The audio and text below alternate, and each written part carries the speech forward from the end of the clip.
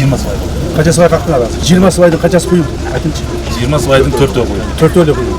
А қалған 16 свай келеді. 16 свай келеді. 4 свайды қанша биржада құйдың ары? 23-24-те 4 свай құйдың. Туралы конкретно айтыңыз. Вот и все. 16 свай тұрады. 16 свай тұрады. Ну все понятно. Дальше кейін. Объезд ғана жасалды, басқа жұмыс жоқ. Ал жерде ешнәрсе қылмайды. Ал жерде қанша свай келеді? Ал жерде 15 свай. 15 свай. 15 свайдың қаншасы құрылды? Жасап жүрміз. Біреуде құрылды. Разборка жұмыс. То есть көпір башталды дейді.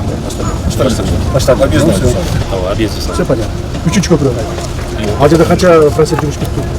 Ал жерде 2 жол картылған қалды, қанша теңгеде жер алып кетті. Жоқ, қанша процент да сұрап отырмын. Иштеледі. Башталды ғой. 5%. 5%. То есть иш бітіп болды. 3 жол екен. Карказдарының практически болады. Ну понятно. Егер ушундай кылып иштесеңер дагы бир 5 жылда болуп жатат деген узундугу канча болду жол? Узундугу мына жерде биз учурда мына жерде 18 км. Биринчи биз иштеп чыккан 9,1 км.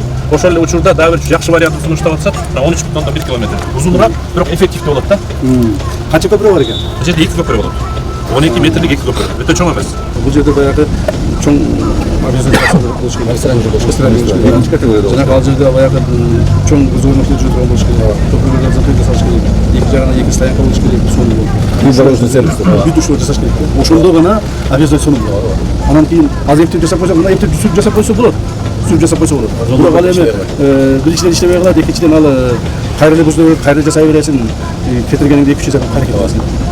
Ошон үчүн сиз ушуну машина даярдай бергиле. Мен вообще макулбу? Ошол машинаны даярдай келе конкретный мен проекттин түзүлүү сметасын чыгарып даярдап туруп, проектин алып таштап. Макулбу? Анан биз аны өкмөттүн деңгээлине алып чыгып туруп, президенттен уруксат сурап, президент эгерде макулдук бере турган болсо, биз ушул жолду баштайбыз. Правильно? Все.